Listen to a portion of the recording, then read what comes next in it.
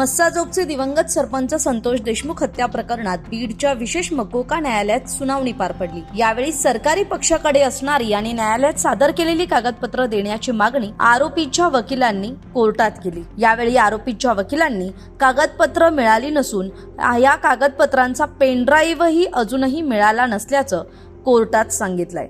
यातून आरोपीच्या वकिलांना केस फ्रेम करण्यात उशीर करायचा आहे का असा सवाल सुद्धा उपस्थित होतोय।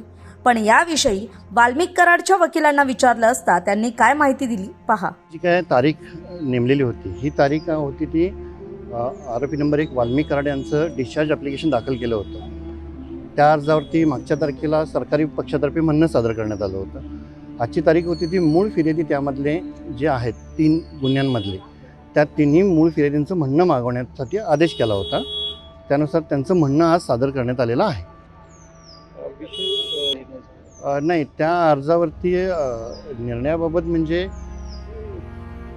तो अर्ज अजून म्हणजे डिसाईड झालेला नाही आहे। फक्त ते जेल प्रशासनाच्या अखत्यारीतली बाब आहे असं थोडंसं म्हणणं पडतं। वकिलांचं म्हणणं ऐकून घेतलं नाही, तो अर्ज प्रोसिजरल आस्पेक्ट आहे तो, त्यामध्ये ते डिसाईड होईल। पुढील सुनावणी काय आणि पुढच्या सुनावणीमध्ये काय महत्त्वाचं? आता यामध्ये पुढील सुनावणी जी आहे ती 3 जून रोजी नेमलेली आहे।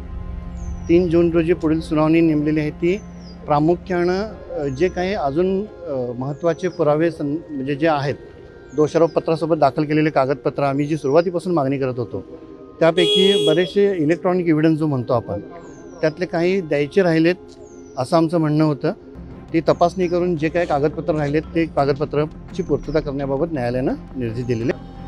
आता कागदपत्र म्हणजे काय असतं की जो इलेक्ट्रॉनिक एव्हिडन्स आहे तोही एक कागद समजला जातो। मग त्या चार्जशीटसोबत दाखल होताना प्रत्येक बाबीचं पेनड्राईव्ह वगैरे ॲक्च्युली दाखल होऊन ते आरोपीला मिळणं गरजेचं आहे।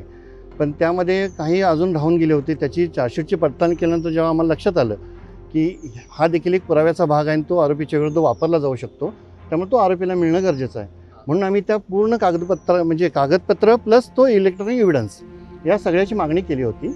त्यातले काही त्यांनी दिलेत, काही फॉरेन्सिकला गेले होते मग असं त्यांचं म्हणणं आहे। ते मेहरबान कोर्टात दाखल करणार आहोत असं बोलतात आणि अजून काही आहेत की जे कोर्टातही सादर नाही आहेत, त्यामुळे ते बोलले की ते सादर करतो आम्ही। आता 3 जूनला तारीख प्रामुख्यानं आहे ती जे काही कागदपत्र इलेक्ट्रॉनिक एव्हिडन्स आम्ही सुरुवातीपासून जो मागणी करतोय त्या सर्वाची पूर्तता करण्यासाठी 3 तारीख नेमलेली आहे। तरी आजच्या सुनावणीला आरोपी वाल्मिक कराडचे वकील, आरोपी विष्णू चाटेचे वकील हे उपस्थित होते। या सगळ्या सुनावणीत आणखी एक महत्त्वाची आणि आश्चर्याची गोष्ट घडली, ती म्हणजे आरोपी विष्णू चाटेनं मांडलेले डिस्चार्ज ॲप्लिकेशन त्याच्या वकिलांनी मागे घेतलं। मागील सुनावणी वेळी विष्णू चाटेनं आपण निर्दोष असल्याचा दावा करत वकिलांमार्फत कोर्टाकडे डिस्चार्ज ॲप्लिकेशन केलं होतं, पण ते ॲप्लिकेशन आज विष्णू चाटेच्या वकिलांनी मागे घेतलंय। याविषयी विष्णू चाटेच्या वकिलांना विचारलं असता त्यांनी काय माहिती दिली पाहूयात। जो अर्ज मागच्या तारखेला विष्णू चाटेंच्या वतीनं दोषमुक्तीबाबत दाखल करण्यात आलेला होता, तर त्या अर्जाच्या अनुषंगानं सरकार पक्षाकडनं BNSS 230 प्रमाणे संपूर्ण कंप्लायन्स झालं नसल्या कारणानं काही टेक्निकल मुद्द्यावरती आम्ही तो अर्ज आज परत घेतलाय, पुन्हा दाखल करण्याची मुभा राखून। आता आरोपीच्या वकिलांचं म्हणणं आपण ऐकून घेतलं, तरी आजच्या सुनावणीला विशेष सरकारी वकील उज्ज्वल निकम हे गैरहजर होते। त्यामुळे विशेष सहाय्यक सरकारी वकील बाळासाहेब कोल्हे यांनी न्यायालयात सरकारी पक्षाची बाजू लावून धरली।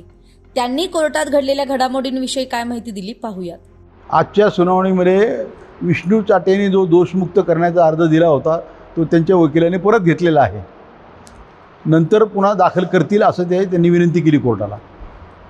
विष्णू चाटेला लातूरहून बीडला आणण्याचा जो अर्ज आहे त्याच्यावर न्यायालयात निर्णय देईल असं न्यायालयाने मत व्यक्त केलेलं आहे।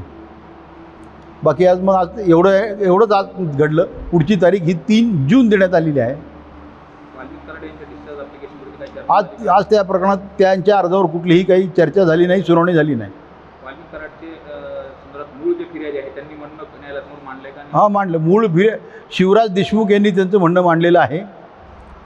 थोपटे आणि शिंदे यांनी त्यांचं म्हणणं मांडलेलं आहे। तरी संतोष देशमुख हत्या प्रकरणातली आजची सुनावणी संपली आहे आणि या पुढची सुनावणी 3 जूनला होणार आहे। त्यावेळी कोर्टात काय घडतं याकडे आपलं लक्ष असेलच। तुर्तास इतकंच। तरी संतोष देशमुखांसह बीडसह राज्यातील महत्त्वाच्या घडामोडींचा अपडेट्स मिळवण्यासाठी सकाळचं यूट्यूब चॅनल सबस्क्राईब करायला विसरू नका. सकाळच्या फेसबुक पेजलाही फॉलो करा. महाराष्ट्रातील सर्व बातम्यांचे विश्वासार्ह व्यासपीठ. सकाळच्या सर्व सोशल मीडिया प्लॅटफॉर्मला लाईक, फॉलो आणि सबस्क्राईब करा. तसंच सर्व नोटिफिकेशनसाठी बेल आयकॉन प्रेस करायला विसरू नका.